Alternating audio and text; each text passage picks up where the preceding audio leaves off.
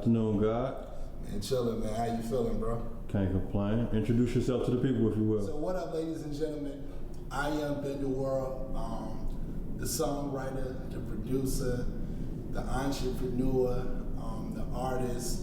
It's a lot of dots and a lot of hats that come with my name, but I'm Benda World, I'm him, and yeah, man, it's been an amazing journey to the place that I'm at today, man. I'm just happy to evolve and elevate and just and keep impressing myself, you know what I'm saying, with what I'm doing. So I'm excited, I'm happy, that's what it is. Just when you was growing up as a kid, did you see yourself in the music industry? Well, yeah, because so my dad was, I had instruments in my house, you know what I'm saying? So as an early kid, you know, my dad's band used to practice at our house, so we stayed on, you know, if y'all don't know what it is, depending on what city, we stayed in like a 2-flat, you know what I'm saying? So like in New York, I guess that would be like a brownstone or whatever. But we lived on the second floor, it was the first floor, then it was a basement apartment. So it was just this one room that my dad and his homies would practice music in. So I had keyboards in the house, we had drum machines in the house, we had drums in the house. My dad plays bass, but I don't know how he's able to play guitar and these other instruments. So my dad is just fucking gifted, bro. You know what I'm saying? So I was around it, and then like across our front door, he had like these vinyl records, bro. When I say he had a record collection, so I remember seeing like the Michael Jackson album, you know, the Police, Van Halen, and all of these different things. So my music, you know, my music depth is just different than a lot of people. You know what I'm saying? What did your dad play for a band? I was gonna ask what band he played for. Yeah, it was just a local band of him and his homies, man. They just used to smoke, get high, yes, sir. Drink beers, and fucking drive my mom crazy. But they were really good, right? So my dad, he never knew how to read music, but just musicianship. Mm-hmm. Like, you know, they were really big on musicianship.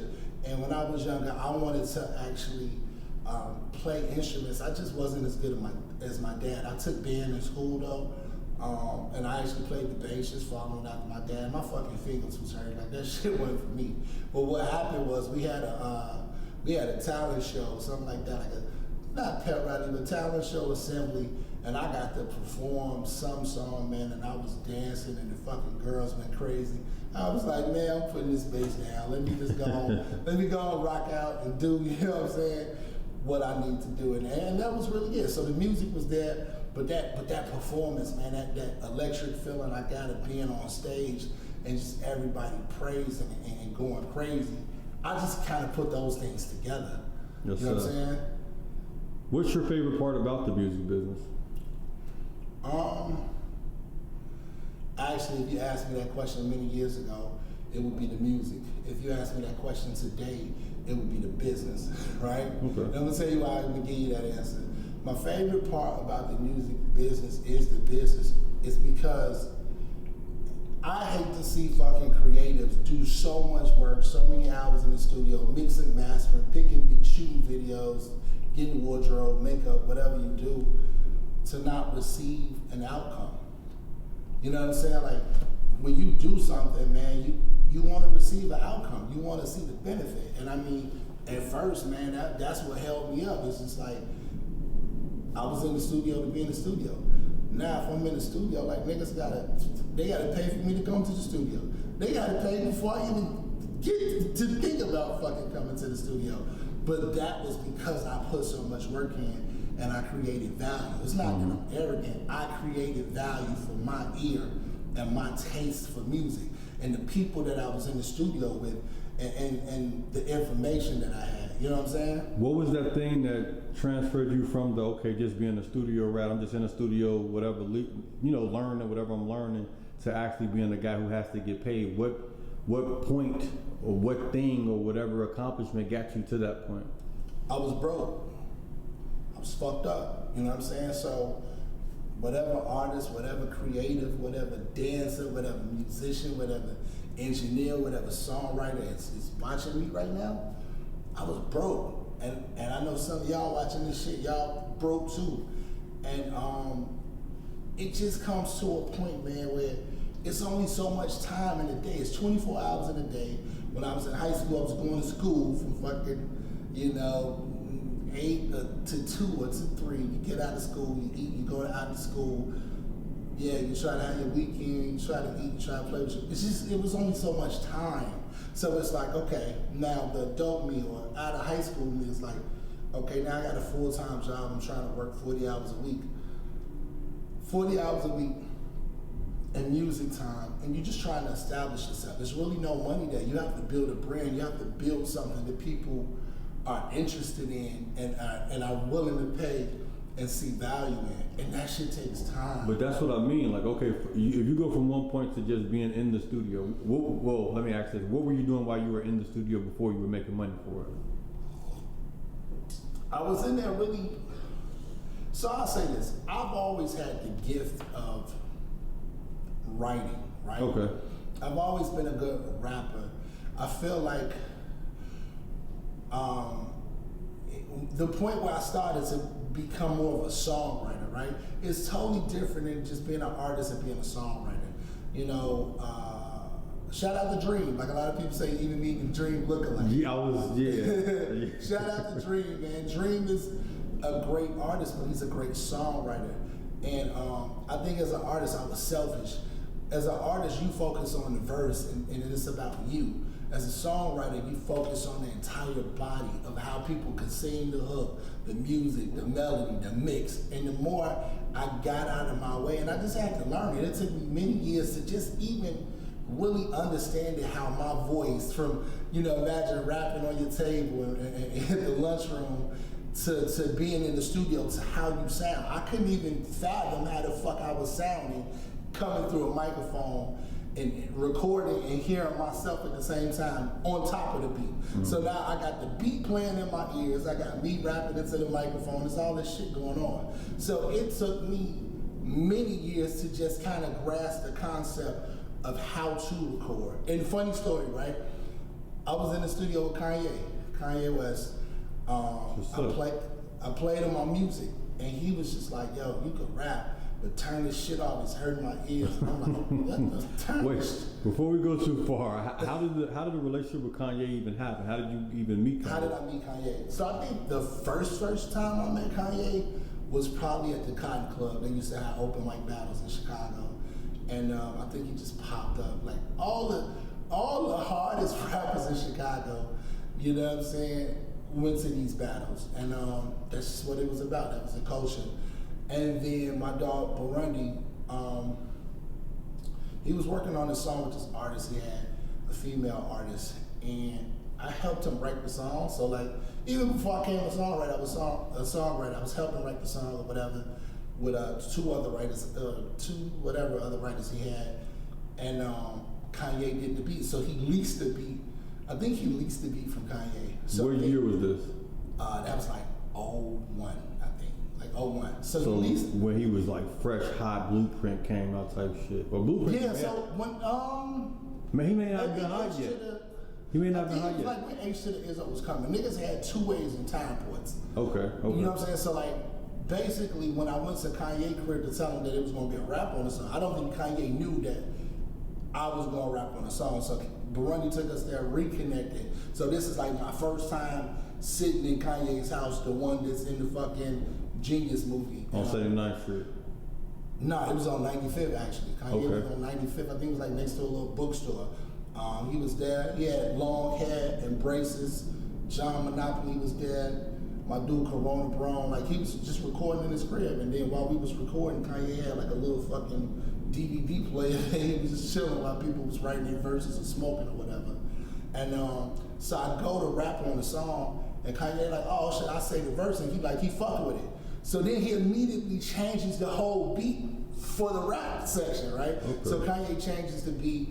And then I didn't have a couple of the last lines to finish it out. Like I was a little lazy back then. Like I said, songwriter to rapper, they're 2 totally different things. What track was that? What's the name of the track? It was a song called What You Gonna Do. Like I got the unreleased version of it. And Ye kind of just helped me with the last lines. But when he was telling me about my music, basically he told me to stop stacking my lead vocal because it wasn't making me sound authentic and pure. and like with great conviction. So his secret to me was really one of the best things that I ever did musically in terms of my approach to recording and shit like that. So I mean, I love Ye for that because it changed my clarity. You know what I'm saying? It changed how I was able to come across. That's what's up. So would Ye be the biggest artist that you work with? Yeah, like musically, I would probably say Kanye. Just overall, I mean, I've done events with Chris Brown, so I've done different things with artists that ain't always in the studio. Mm-hmm. And so many people see me on social media, and if they see the name Songwriter, they just assume that I wrote songs with everybody. When I did events with Chris Brown, I did events with Trey Songz, CeCe Peniston, I've done broker deals for her, you know what I'm saying? With the OG CeCe Peniston, yeah. CeCe Peniston. So it's just like, yeah, man, I'm that dude. I know how to spot opportunity. Okay. And I feel like that is one of the biggest ways to really elevate is just knowing how to spot opportunity. And I'm a fucking genius at spotting opportunity. You know what I'm saying? Yes. So real quick though, as far as Chicago, you know, we're in Chicago right now. You got Lake Michigan behind you, beautiful view, sure. By the way. Do you think Chicago is capitalizing off all the opportunities that we have? Because we created drill music. Now you have London drill, UK right. drill, all the other stuff. Do you think that we're capitalizing off those opportunities that we're creating? I think that Chicago is being capitalized on, right? Mm-hmm. And I'm gonna tell you why. I feel like even Lil Uzi Vert's record, I Wanna Rock, boom, boom, boom, boom, boom. That's house music. It sounds like juke music that I've heard like D-Lo and those type of guys make, you know what I'm saying? And I just think that Uzi had a bigger platform. So no diss to Uzi, I love the record. But I think that, like I said a moment ago, if you ask me what's my favorite part of the music business, I said if you asked me a long time ago, I would say the music, and now I would say the business of the music. So I just think that Chicago people are so creative, and we do so many things that once the world see it, they want to be a part of it. They embrace our culture, but they're just able to take us to such a higher level because they have business attached to it. We only have the creative element. We need to combine our creative element with the business acumen in order to really be able to leverage our sound. I think that's a nice way of saying everyone else are culture vultures off of us. yeah, so to speak, like I mean, we steal shit from other niggas, but a lot of shit gets stolen from Chicago. I don't know. How often have we really stolen anything from anybody? Like everything, like all the words and all that. The slangs. I mean, I used to want to rap like a New York nigga. I used to want to rap like Twista. I think that I was inspired by so many different people. So I think that happens to everybody. Like even like DMX and Ja Rule was arguing like X felt like Ja Rule sounded like him.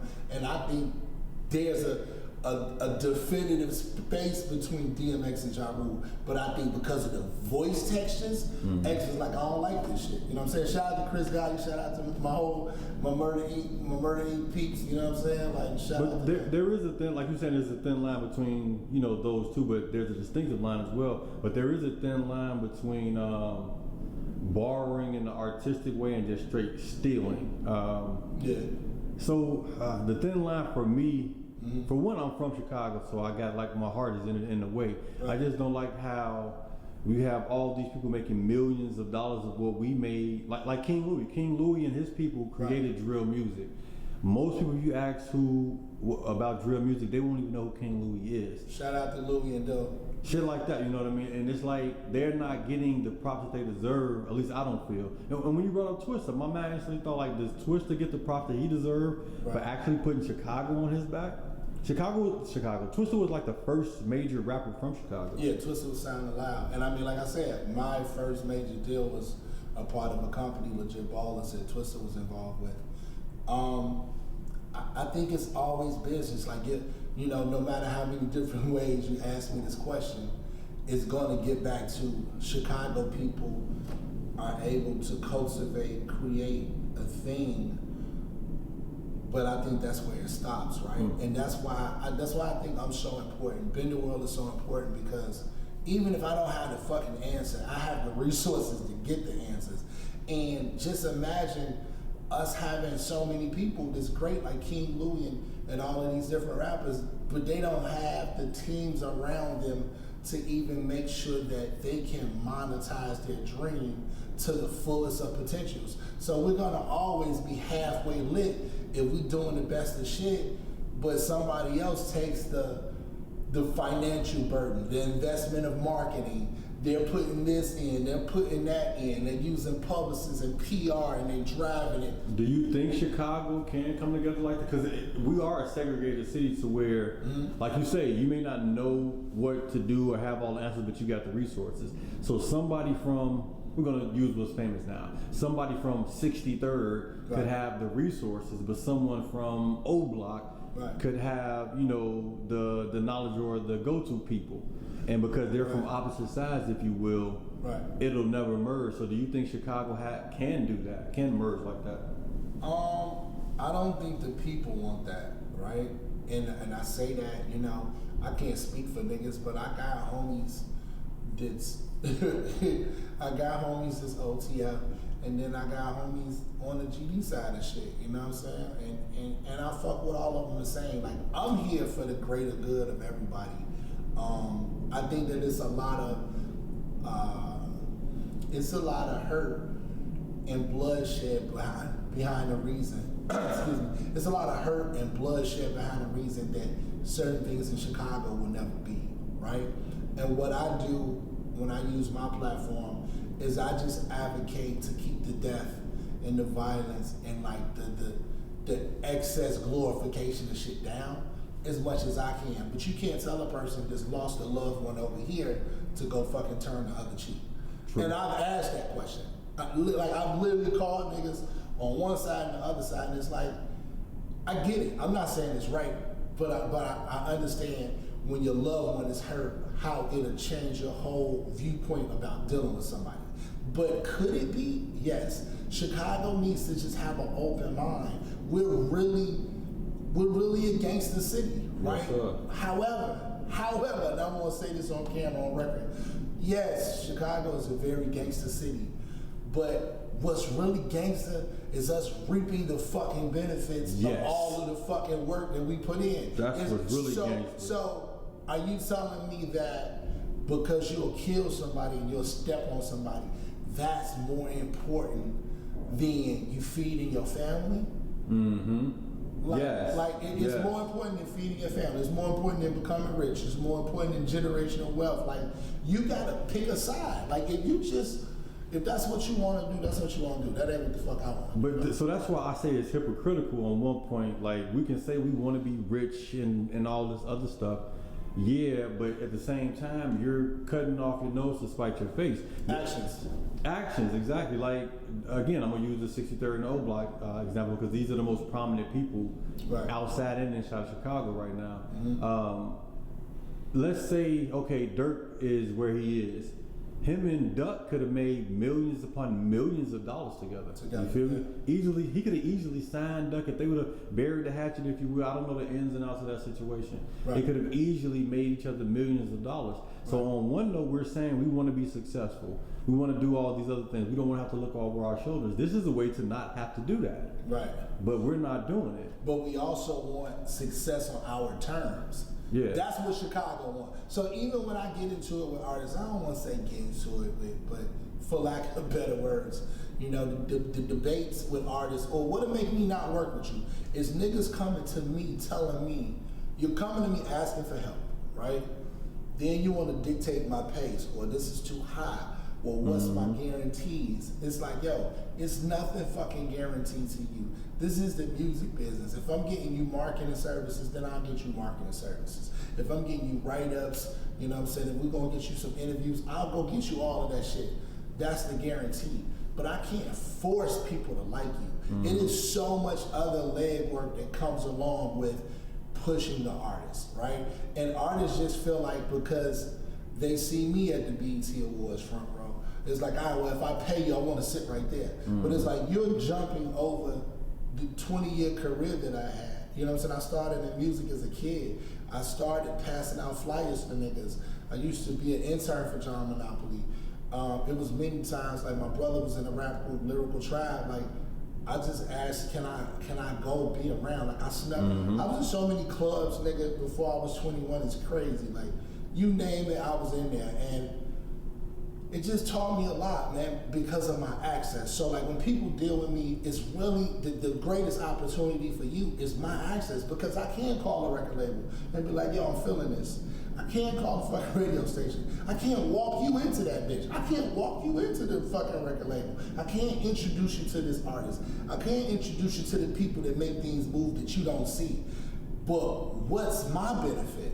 You know what I'm saying? Like, it has to be to my benefit. So you can't come and just be like, well, I got great music, I got great talent. Because to me, great talent is everywhere. Great talent is in Chicago, Atlanta, LA, New York, Miami. I can get great talent anywhere. I think it's our ecosystem, because like you just said, okay, what's in it for me in a sense? Ecosystem. That wow, I like that. That too though. The ecosystem and the ego, it is egotistical. So it's like, okay, in places where in the South, Southern hospitality, it's a real family-oriented situation. Right. Places like this is segregated. It's if you from 79th and I'm from 80th. We may not be able to link, or you from, it's all segregation. But that's nigga shit though, bro. You don't live True. like nigga, it's not just nigga shit call though. it what it is. It's nigga It's shit. not just nigga shit though, because you have little Germany, little Italy in Chicago, right. And these are all segregated. It's gangster shit. It's American shit in a sense. True. Because in the end, the reason why we're so soulful because our South is all niggas. The reason why Mexicans are so deep, Mexican in Chicago, the tacos so good because you got all Mexicans right here. The reason why, same culture. Our culture is so strong because you're not letting other cultures mingle. But we talked about that. We talked about that off camera though. Everybody just wants to be a dot of individually. But imagine when all of these dots cross paths. You know what I'm saying? Like, that's what needs to happen. So like, one of the keys to my success that I'll share, I didn't have any barriers with working with nobody. I was working with everybody. I was at everything. I went out when I barely had the money. I went out when I had to get a ride, when I had to catch a cab, when I had to catch the bus. You know what I'm saying? I flew out on buddy passes. I did so many fucking things to just be in the element. You know what I'm saying? I used to read the back of album covers to see what an A&R was. I used to read magazines to see the pictures. Like, what the fuck do the people that work for Jive Records look like? What else? What makes this CD? What makes this album? What makes this process come together? You know what's crazy though? Because you was doing all that and it helps you. But the kids nowadays, they have Google. I remember the magazines used to come out once a month or once a week. And we had to go to, because I used to do the same thing. I used to want to know, because it was very intriguing. Yeah. How are these people doing all this just to exist? And they ain't doing nothing but talking words on a track. And now they're living these multi-million-dollar lives. How is this happening? Nowadays, the kids got Google and you can find all this other stuff going on, and they don't even do it. They're TikToking and all this other shit. But you know what? I think that we live in an information era, but I think that the problem is it's an excess of information, right? Yeah, too much. So I didn't have enough information, which piqued my curiosity. They have too much information, they're overwhelmed. Yeah, facts. So they just like, they do whatever the fuck they think is working. And whatever's in front of them at the moment. So when people say, you know, how do you feel about hip hop in this current state? It's just a matter of like what people's environment is, you know what I'm saying? Mm-hmm. They're doing what they think people will like. And I mean, yeah, it's artists all over the place. When you go through like Apple Music, I hear new R&B artists all the time that I don't know who they are. And I actually add them to my playlist so I can stream them. So I just think that people aren't using the tools like they could to discover new artists. It's not that it's great new artists. It's just you want the fucking great new artists to be on TV every day. You want to plant it in your face. Yeah, you want them in your fucking face. But it's the same thing you were saying. It's too much information, too many artists. So so that's why a lot of us are turned off by music in a sense, because there's too many artists coming left and right, instead of it being, wow. Because back in the day, they used to program. It used to be programmed. That's why the radio was so relevant, because the radio will put what a hit is in front of you. A radio would tell you what a hit is. Right. But we kind of veered. I did have a question. We kind of veered off a little bit. Yeah, go ahead. Have you born and raised in Chicago? Always stayed here? Yeah, born and raised in Chicago, from Wicker Park. My family, like my grandma's side, is from Tennessee, and my dad's side of the family, if I'm not mistaken, is from Mississippi. So, Wicker Park, is that a good neighborhood, a bad neighborhood? So when I grew up in it, it was it's kind of fucked up, but it's diverse, right? So Wicker Park now is like one of those neighborhoods that became all of these like $1 million homes and shit later. But when I grew up over there, there were no fucking $1 million homes. I was going to the store to get pina colada pops and, you know, Doritos and quarter juices, just like everybody else. Was it like a gangbanging kind of environment? Yeah, so yeah, definitely in Chicago. So I experienced gangs early, but it was crazy because me being from where I was from, it was like black gangs here, Latino gangs here, and I stayed in the middle of this shit. I literally, that could be crazy. Yeah, I stayed in the middle of them. So like, if I went over here, you know, the conversation. You can go for Latino a little bit though. You can tell them you're Puerto Rican a little bit. that's my vibe, my background. But like that shit, bro, it's tough, man. Like gang culture, you know, people trip on Charleston Wayne, but a lot of times when you speak about gang culture, I do think it's fucked up, man, because I do think that at some level we push a narrative to just try to kind of control people instead of utilizing the game like we should to stop people from hurting our community. You know what I'm saying? Yeah, I know we in a fucked up trick bag when it comes to that, and I actually do agree with a lot of things Charleston might be saying. Yeah, I don't agree with everything. Not everything, but a lot of shit he say makes sense. He be talking about, like, the way we live, like the culture that we have. We teach our kids gang and gang bang and the mannerisms and all that, and then we get mad when he's either facing forever in jail or he get killed. Right. We kind of led them down that path. Well, yeah, or like the extortion of people, like, you know what I'm saying? Like, even me being in the industry, like, do I know or hear situations where people are taxed for security and all this crazy shit? Yeah, I hear this shit all the fucking time. You know, checking in. Like, even when I go out of town to different places, I call people from there, but it's a respect. It's not me like, it's not like if I go to LA, I can't be there because I didn't get this person money. Like, fuck that. Like, nah, it don't work like that. You know what I'm saying? Because, like, if niggas tried that shit with me, I would make it the same way when you came to, like, so if you were saying I'm not invited, then you not invited. Like, that would be the fucking approach that I would take. It's a thin line between I would never do that to nobody, though. You know what I'm saying?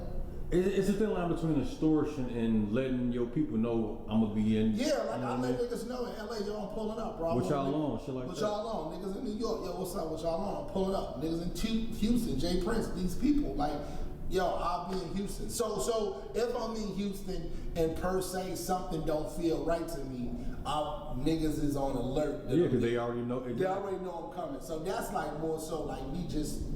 But I think the lines got crossed when people who are not really of the culture heard it, and the fear kicked in, like, or maybe not fear, but they just didn't fully understand what it was. Because it's not I'm calling you saying, hey, can I come?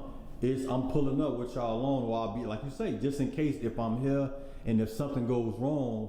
You know your man is already one phone call away. Yeah, my homie already told me he was in LA, and I just heard about this happening in LA with Chicago. Now damn, it might be my homie. Right. So now they already on alert. It ain't nobody called blindside. Exactly. But I think somebody heard that the wrong way and automatically thought about extortion. But and not what we're talking about. What we're talking about is different. But I'm sure that there's celebrities that just are, here goes, right? People look at their normal life, and then I think that they expect the same thing of their celebrity life. So celebrity life could come with, like, you wanting to be somewhere and just be yourself, and people could want to do you bodily harm. So a motherfucker might say, I would rather invest money into this set or this situation over here to not even deal with these problems because they get so much money. But the problem with that is, if you do that shit once, if you feed the wolves. Yeah, you feed the fucking wolves once, then you're gonna be feeding the wolves all the time, or you're gonna be the food. You know what I'm saying? Yes, sir. Yes, sir. You already know. Growing up in Chicago, have you ever been a victim of Chicago gun violence? I've been shot at, shit like that. You lost any friends? Lost several people. Went to more funerals than I can count. I mean, I just recall like a crazy story. I was like a teenager. I was walking down the street with my homie, Sleazy, and I think he was going to the store or something. Two niggas was walking by. We walking down the street, saw each other, and they looked just as like common to me, like normally dressed, no thing. As soon as they got like in close proximity to us, like homie upped the slam on us, like, yo, nigga, don't run. Soon as he upped this motherfucking slammer, my homie take off. I'm talking about get loose, huh? I'm talking about full fucking NFL sprint, right? So yo, this nigga could have made the Bears. He was running so fast, right? So the nigga started shooting at him, like instantly. And somebody like on our block, like that was just like on the corner, got shot. Damn. But as soon as he told my homie don't run, and my homie ran. So then I started running, right? So while he's shooting at my homie, I'm running down the alley like this. You seen what happened to Ricky, huh? Nigga, running down, yeah. Ricky was just running. I was zigzagging down that motherfucking thing, you know what I'm saying? And went around the corner, got to the corner, and my homie Nate used to stay there. And he had like this little porch thing. Bro, I ran around the corner, up Nate's steps, and jumped in the window of the house. I jumped in the motherfucker, cause yo, I already knew that if dude said don't run and his motherfucking first, like he didn't hesitate to start shooting. So I'm like, damn, these niggas like, give me your watch. Like I couldn't, bro, I was so nervous, I couldn't get this shit off. Like that nigga, the way he upped that motherfucker and you just seen fire flying everywhere, I got the fuck out of there. I'm like, I don't even want to see what this conversation gonna be like. So, you know, that was one of my experiences. I used to watch cars. The car wash used to get robbed a lot. The dice games and shit like that. And I actually lost one of my friends, man, to a dice game. I think he put the trick dice on niggas and it just went left. So, I mean, I've seen it. I probably got like jumped one time in Chicago, like that type of situation. But I never really, I don't know, man. I knew how to avoid the bullshit, you know what I'm saying? But like, is it around? It's just like, when you are in an environment where there's tension, I can almost read it, bro. Like I have a feeling, like a self-fucking, like indicator that it's about to go left. Like I know it before it even happened. Your spider sense is tingling up. Yeah, bro. Like what saved you from going down that route? Because you're in the music game right now. You know what I mean. You know how Chicago is. You're one decision away from being at your age the old drunk nigga who's still on the block, or you know what I mean. So many different negative things could have went on. What saved you from going down that path? You know what? I was a thinker, bro. And I mean, was a thinker and still is a thinker. So I had my own mind, and it's like, I'll tell you, you know, to a youngin' or anybody watching this, male or female, if you're dealing with a person and they're overly street and they're overly aggressive people respect people that stand on their shit, right?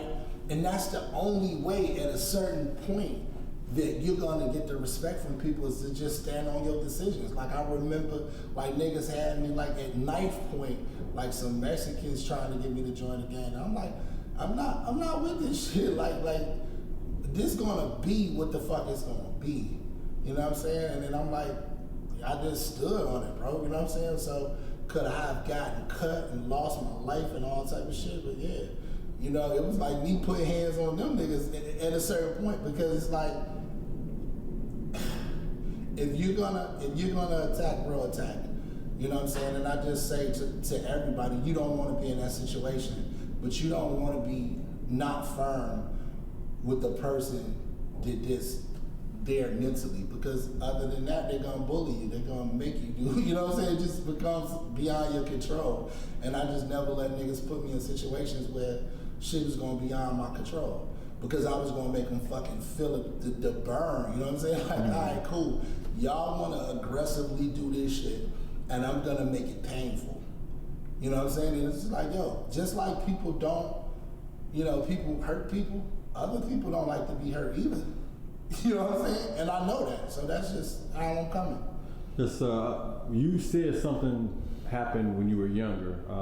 At a younger age, somebody was shooting at you and your homie and all that stuff. Right. Do you see life for Chicago being crazier then or now, more violent then or now?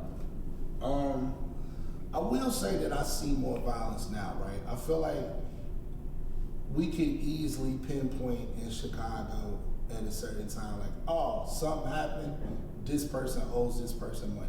Something happened, you know, it's whatever.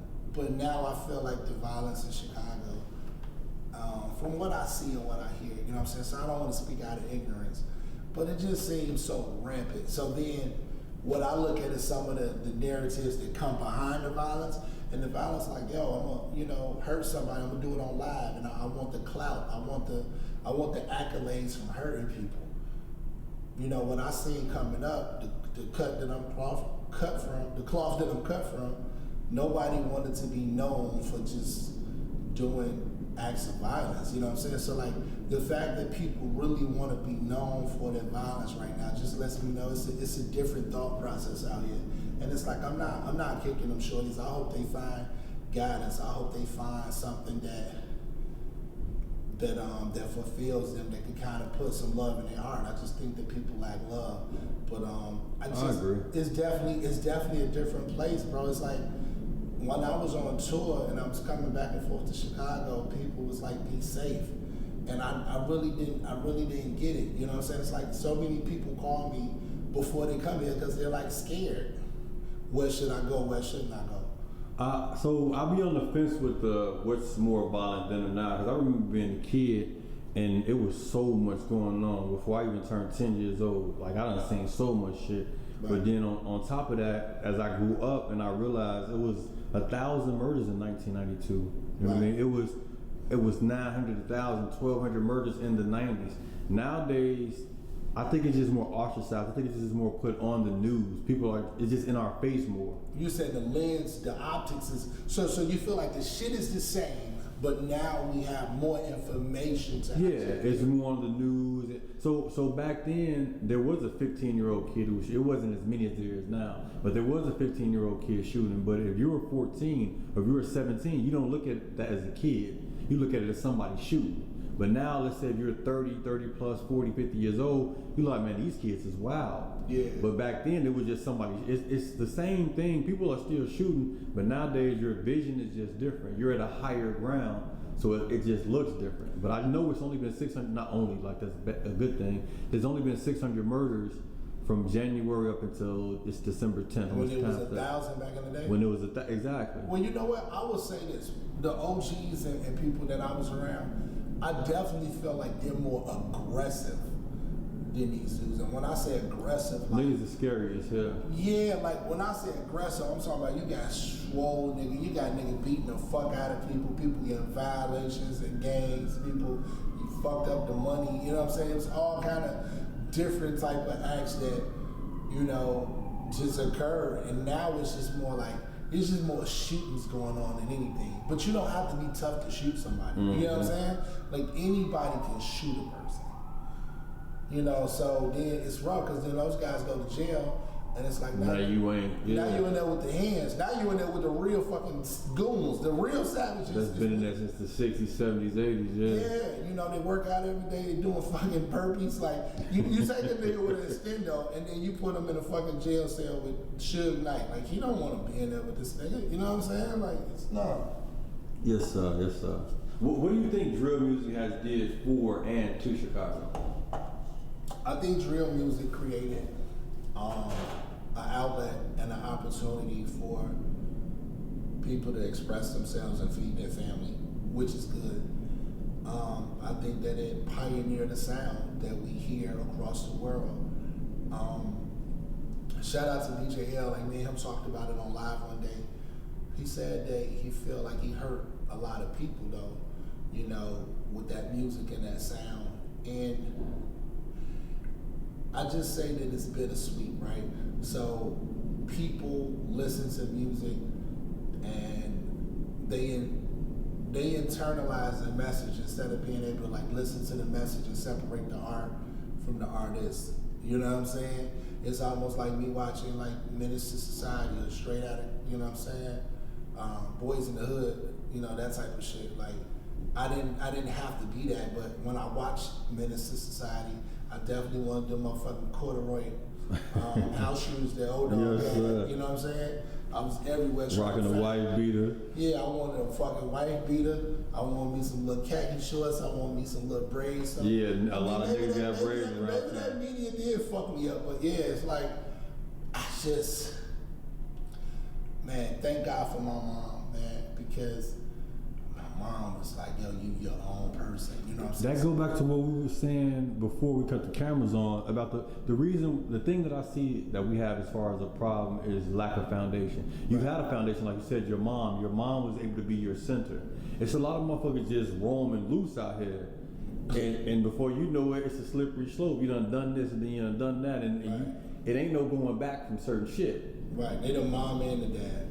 Yeah. And the streets is their voice of reason. And it ain't no logic in that. It ain't no logic. You know what I'm saying? Like we had a conversation earlier.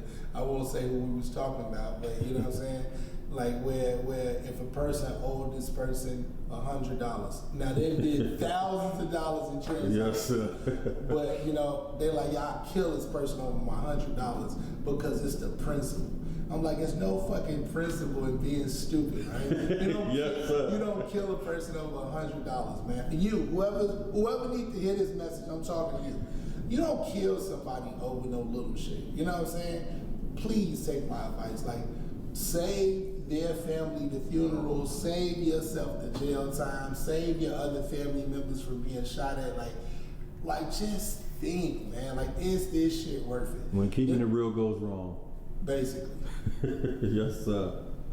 What do you see that you've done for the city of Chicago? Because again, you are a middleman in a sense, not in a negative way. Like I said, a middleman, I don't look at that with negative connotations. Connector, entrepreneur. Yes, sir. Connector, entrepreneur. Just middleman. No, I'm fucking. It's all the same. To me, it's all the same. Because in the end, again, if I'm doing whatever I'm doing, I made something of myself, and you got a relationship with somebody. Right. That can get me to the next level. Essentially, you are the middleman. And nigga, I want to shake your hand. I'm going to give you a hug when I shake that motherfucker. Be my middleman again, shit. Right. Okay. In my perspective, right? Because everybody had their own perspective. Middleman, by definition, I'm okay. Like, tomato, however y'all need to say it. But what people don't realize is, right? I can make or break what the fuck somebody thinks about your brand based on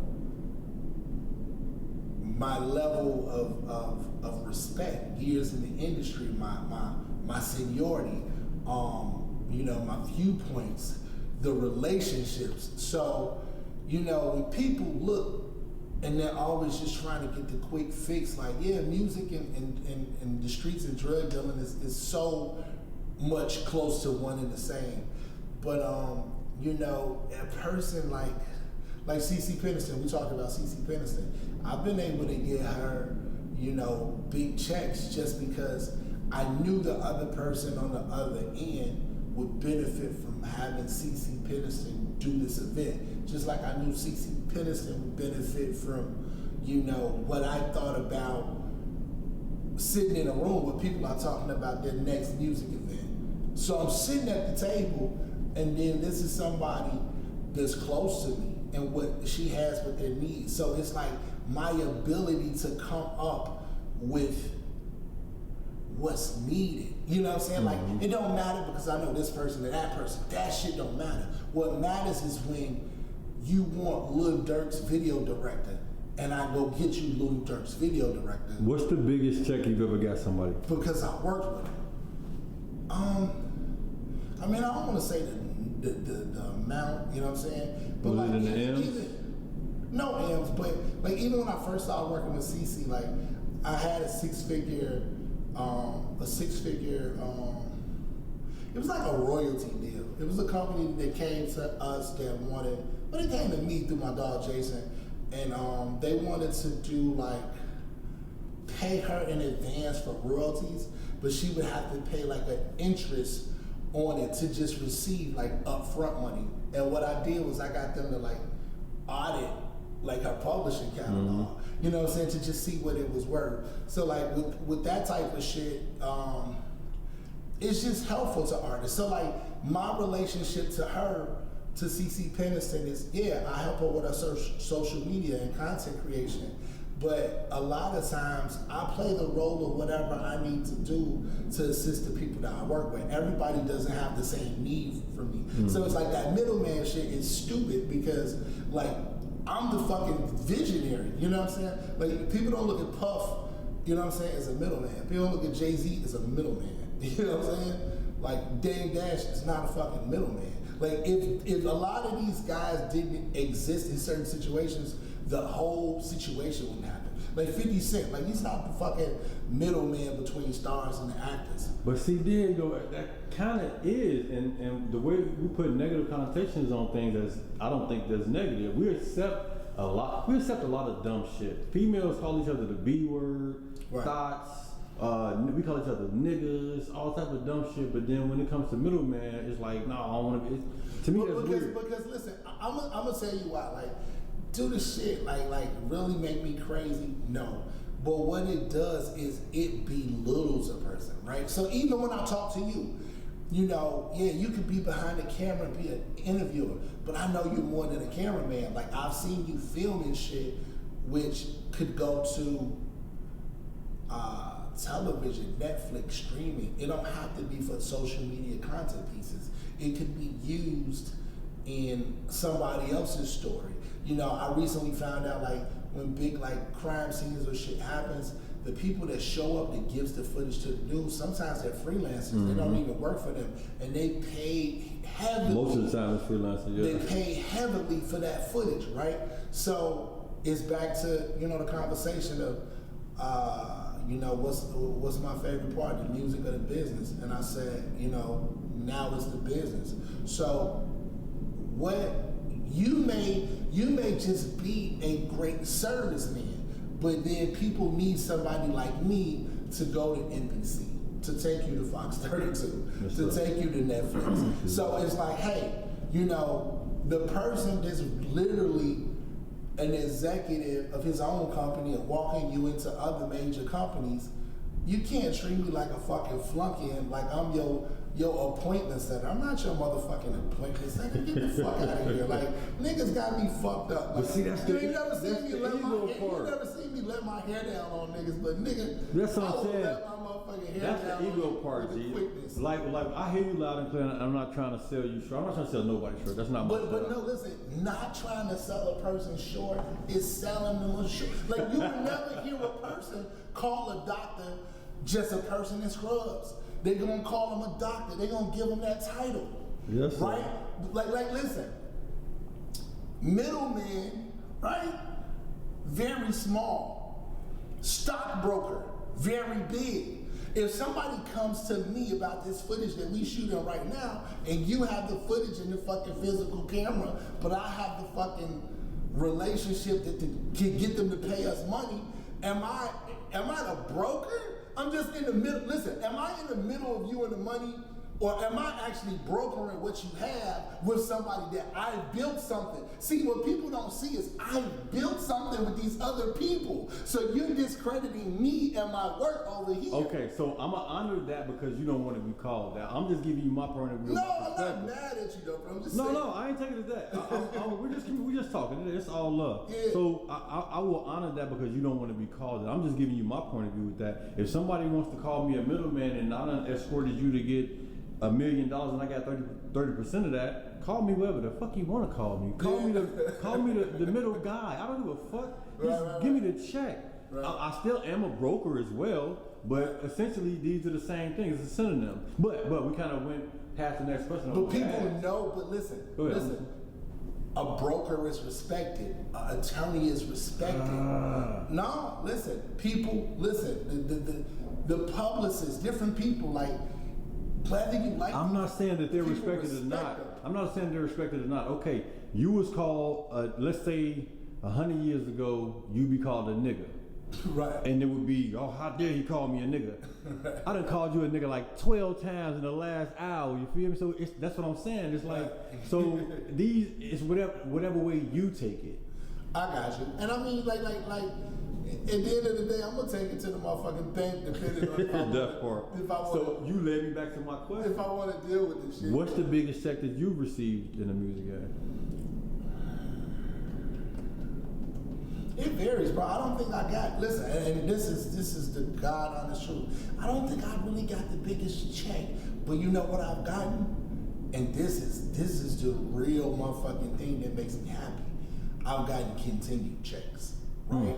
And it's like, yeah, you can have a one-time payout. Like even Jason Weaver, he said when he did the Lion King. Yeah, when he did the Lion King thing, his mom didn't want to take all the money at once, so they could have got that check and went out here and bought mink coats and Jordans and Benzes, and you know, a long time ago when that shit came out, he would have had them old ass Benzes and that shit would have been over with. But now she made it where he got his money spaced out over time, and then they was able to do investments, and he's been good from that. So, you know, am I against the big check? No, not at all. You know, the government paid me nicely for like 30 minutes of my time to go speak to the executives of Job Corps in DC. Yeah, and so watch this. I never thought of myself to be a fucking motivational speaker, but it still worked, man. When you said the government paid you, I thought you was going to say you told us somebody. But we're going to go back.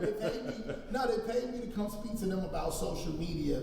And man, social media is a big thing. Like even though we see it every day, we on it every hour, bro, people are just becoming used to it. Yeah, it's still early. Still a new thing. Yeah, it is. And a lot of us are just now, like you say, adjusting it to being secondary, like second nature in life.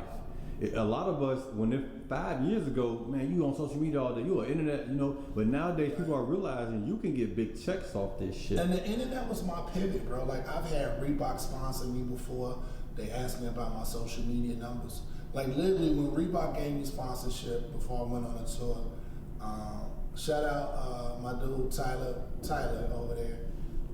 He said my Twitter numbers was low. He's like, yo, his numbers look fucked up. Like, y'all sure this person is who he say he is? But then he asked people, right? And that's where I'm golden, not your middleman. They're gonna call these other reputable fucking people, and now these other big people that they call him when they mention my name, they're like, oh yeah, he that dude. So now it matters. So I'm able to get things accomplished without the presentation being there. Yes, sir. Yes, sir. And guess what? I have been using that power for other creatives for a fee. And that's why, again, and that's what I was going to say, and that's why a person would pay you for your services, because you put in that back work already. You've already put in the work to where a person ain't got a second guess, like, who is this? They can just come directly, okay, Benda said he good, all right, let him in the door, not give him the check. But you brought up Jason Weaver and his mom earlier, and I was thinking, like, man, I'm thankful that woman knew to not chase that money right now, chase it later. Right. I just saw an interview on Illinois radio. You know what Illinois radio is? Yeah, with Spenzo. Yeah. Okay. Shout out B Cole, Illinois Jones, Big Riot, I believe that's her name. I'm sorry, I don't mean to disrespect anything like that.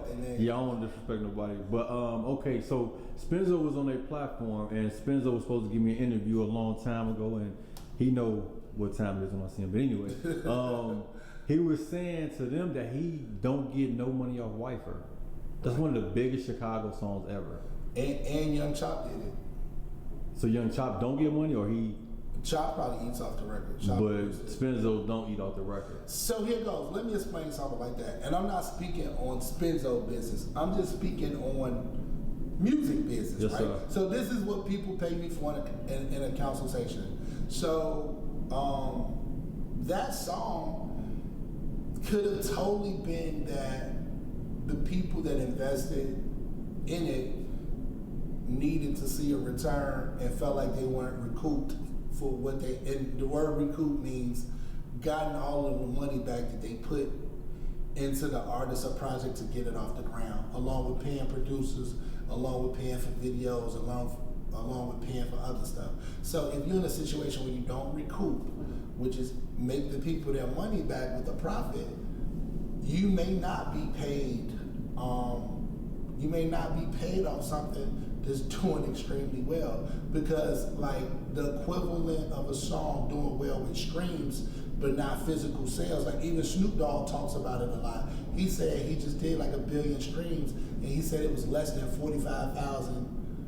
Yeah. So if Spenzo's song was just playing like fucking crazy, and it's like streams on it, but it wasn't a physical thing. Like now, if people bought 1 million of his CD for $5, then we know that that's $5 million.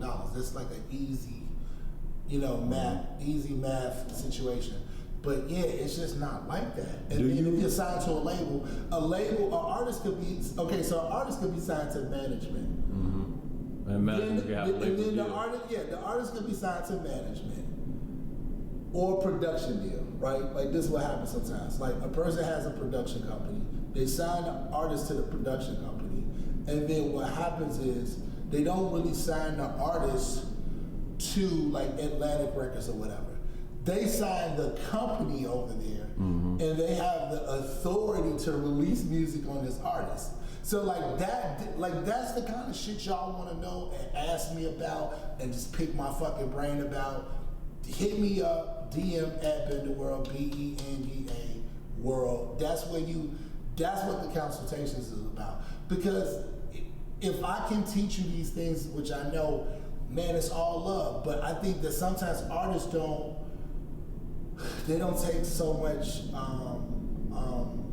interest in the research, right? And I just had to be a researcher. Like in order to grow, bro, you gonna have to do research. Like it's no fucking way around it. And like my attorney said, I got a Jewish attorney, and she always said, like, Marcus, you don't know what you don't know. You know what I'm saying? So it's like, even with my contract, my lawyer told me my first record deal, the legit Ball and Koch deal, he said, do not sign this shit. Right? And I'm like, okay, so what do we need to do for me to sign it? And it's called redlining. So he took my contract and hit that bitch with the highlighter, X this out, all this shit. Like my contract was bleeding when he got off that bitch with the red ink, right? So now he/me, whatever, he goes back to the label and be like, all right, so how can we negotiate these things? How can we change the terms? And it's just like, if you want to know, should you be in a record deal? If you want to know, if you're a female and you're working with a producer, is he just trying to fuck me? Well, it's like nobody that's trying to do business with you is like, but here's my number, I need you to call me sometimes. That's not a goddamn business request. Business is like, yo, my studio is open from here. It's open this time to this time. I'm gonna send you the link. You can look at it and you can book your time slot. You want to pay for production? Okay, I got exclusive beats. I got leased beats. I can make you something from scratch. If you pay this, I'll give you the stems. I'll give you a contract for like the use of the beat. Shit like that's business. You know what I'm saying? So some people need a certain level from me, but some people are in the middle and some people are at the bottom. And I don't give a fuck what level you at. I love helping people where they are. You know what I'm saying? And it's just like, I think that's more beneficial to people because everybody's on a different level. And I'm sharing so much information and so much experience with people, but pertaining directly to them. So that's my service. That's what I offer. You know what I'm saying? Do you think the music business is better off now with all the streams or how it was back then? Because like back then, you'd have to physically go somewhere and get the music. You know what I mean? But nowadays, I can do this from my phone right here. That to me, that gives an artist more wide range to spread out and more people get to check you out. But how do you feel about that? Do you think it worked better then or now? I think the music business is fucked up right now, right? I think it's totally fucked up. Shout out to one of my producers' tapes. We talked a minute ago, and he was just saying, Ben, I think you need a physical product, right? Because he talked about Chance and the Three Hats. Chance made a big fortune off of those New Era hats, you know what I'm saying, with the number 3, and it's a physical item. So some of you artists might be able to, you might do 1,500 streams, not a lot of streams, but 1,500 streams ain't gonna make you $1,500. But if you do 2 features, you know what I'm saying, for $750, that'll make you $1,500. And it'll probably take you less time to do 2 features for $750 a piece than it will to get fucking 1,500 streams, right? So 1,500 streams can make you look like something, but you just get to the point where you just don't want to look like you're doing okay, and you want to just do well. So what I encourage artists or anybody is to just start to slowly build that business acumen. Take opportunities. You don't have to get paid for the opportunity right away. And I know it sounds cliche coming from me, but when you're looking at a person that's been doing this since he was 11 years old. I think the real issue is knowing when to push the button as far as straight business, because what you were saying, it's true, like, okay, you'll get more money off 2 features than you would off these streams, but you got to be worth something to get the money off the feature. So I gotta make myself worth something with these streams. I gotta put myself out there, have dope music, have a dope following for you to be able to pay me for that. Yeah. And a lot of artists, a lot of people don't know when it's the time to be like, okay, I got to get to that next level. Now it's no longer me pushing out free music, and that's why I asked you earlier. When should you charge? Pretty much. That's why I asked you earlier see, when you was in the studio, instead of you just being in the studio doing. At what point was it like, okay, now I got to start making it? What shifted? What in your mind? What shifted to say, okay, no more playing. Now you got to pay me versus down. No more playing. Now you got to pay me versus I'm just in here. And again, with the artists, yeah, they're making music so they can be dope and be wanted. But I think an artist needs to understand at what point. How do you find that? How do point? you gauge it? Yeah, how do you gauge it? Here goes, right? You know, some people it's ego based, but you know, like if you look at my Instagram says that you have to pay me, right? Just looking at my Instagram, it says you have to pay me to work with me as a professional because you can tell that I've invested money. You see A-list people, you see, you know, the cream of the crop, you see some television networks, you see the things that we all associate with success. And that wasn't free, right? So like I just set the bar so high with when you look at my presentation to understand that you're dealing with a professional.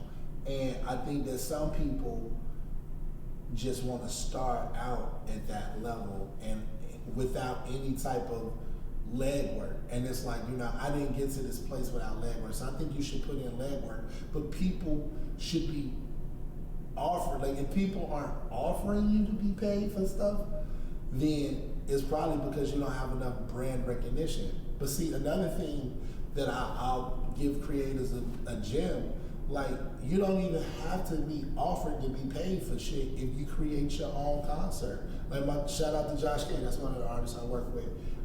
Josh K does his own concert and have the venue and book the venue. All money and shit go to him, the door to this to that. He's putting other headliners, other artists on it. And like that was even one of the reasons that I worked with him. I worked with him before people really got on him. And they were saying to me, like, why you want to work with him? You know what I'm saying? And I just seen something special in him that I didn't have to wait for somebody to tell me that it was good. And then it's just like he kept going and going and fucking going and going. And it's like, that's what it's about. What I look for in artists is, or people in general, is just to see something that's like unmatched, something to actually activate me to make that phone call for you, something to make me put my money into you. Because everybody be like, well, I need a manager. But if you're not being paid, then it's nothing to be managed. Mm-hmm. Like, listen, this is the biggest misconception. Well, managers make 20% of what the artists make. But if you make fucking zero, right? What's you're 20% of zero? Yeah, what the fuck am I gonna get for helping you and you're bringing in $0 worth of money? Zero. Fucking nothing. You know what I'm saying? So it's like you can't even come to me. Listen, I will make you pay me to manage you. Like, for real, like that's how I'm coming. And guess what? At the end of the day, you know why? Because why should I open up my phone book or my middleman book Rolodex to fucking help you out if you don't benefit if you get some money? Could you imagine me calling like, you know, hey T-Mobile, this is me. Hey fucking, you know, mortgage, yo, car payment, anybody, insurance, yeah, this is me. So I'm working with this artist, and by the time, you know what I'm saying, as soon as he get hot, I'm gonna make a payment to y'all. You know what I'm saying? So as soon as he heat up, I get 20% of whatever he get. He getting nothing right now, but I'm gonna take all my time and my contacts. I'm gonna work with this person because they don't have shit. And then one day on the back end, I'm gonna be able to pay my bills because I believe in this person's talent. No, man, that's the fucking stupidest shit on earth. You have to come with something tangible to work with me. I can't speak about everybody else. You need to have something. Listen, you don't even have to have a lot of money. You need to have money though. You need to have capital, working capital. You need to have something because if you come to me with nothing, I might not even be able to give you advice. Yes, so who was the most pivotal in your journey? Like what artist was the most pivotal in getting you where you're going? You know what? I'll be honest. It's a couple people that, it's a lot of people that shape Benda World. You know what I'm saying? It may look good on the outside, but man, shout out to my dog, Ron Stewart from he was at Atlantic Records and now he's at Warner Brothers. He helped me a lot. He got me a lot of meetings with labels, and he didn't charge me a dime. Like I pulled up on him one day to his crib and I played on like 30 records, and he's like, "Yo, what the fuck do you need?" Mm-hmm. Literally, that's how it happened, and I love Ron for that. He's always shown me a lot of love. Burundi that put me with Kanye. Burundi was the person that orchestrated the deal with Koch that I had. Like me and Young Berg was on Koch at the same time before he was ever hit maker. Well, I was gonna ask you, do you know Young Berg? Yeah. So I mean, I don't know him well. Like I got a lot of homies that's tight with him, and I've been around him before. Like we've been in the hotel kicking it before, different shit like that. But so no real relationship like that. Yeah, like not like I'm not his BFF or no shit like that. You know what I'm saying? But it's like I know this nigga. We've been around each other. There's no bad blood or nothing like that. And back to the list though. Burundi helped shape me because. So let's let that pass. So like. Burundi helped shape me because I got to sit in the office in the studio with him and just see him handle business. So when I was like 20 years old, my mom moved away from Chicago and I was sleeping on Burundi's air mattress. So I was his artist, you know what I'm saying, driving a car. Like I had no money to feed myself. I ate fucking McDonald's every day. And I would just sit there while he put together business proposals. I would sit there while he would put together events. I would sit there while he would be on a call with niggas. And I was just able to absorb this shit like a sponge. So it's like the artist living with the exec/manager. I just learned how to do business hands-on. So then when it came to me like approaching my own situations, it's like being around him was like me being in college. You know what I'm saying? And then ever since I was a kid, like I always was just a go-getter, you know what I'm saying, a hustler. So I put myself in all the right places with all the right people. And it was just multiple times that certain people see in my face that we just developed relationships. I didn't just come to people and just treat them like they were a means to an end, you know what I'm saying? So when I say I'm Mr. Relationships, like either I put money in their pocket, they might have needed something from me that I done, and it's like they just willing to look out. And I mean, it's not one person, man. It's a community. I know it sounds crazy, but you need a community of people to become successful. It's not a one person process. You know what I'm saying? Yes, sir. Well, what's something before we head out that you'd like to tell the people that may not know about you? I mean, I'm just like you. I'm figuring it out, right? So I experienced COVID with everybody else, and the world put on pause, PPPs. I experienced all of it, and I just want to say I think we're living in a new world, and on one hand it's scary, and then on another hand, when it comes to AI and all these things, I'm just optimistic, right? So back when our parents were, or great-grandparents, whatever, were dealing with slavery, they didn't really have any access to the information or the tools. So what I'm just doing every day as much as I can is working on my health, working on my mental health, my mind and my body.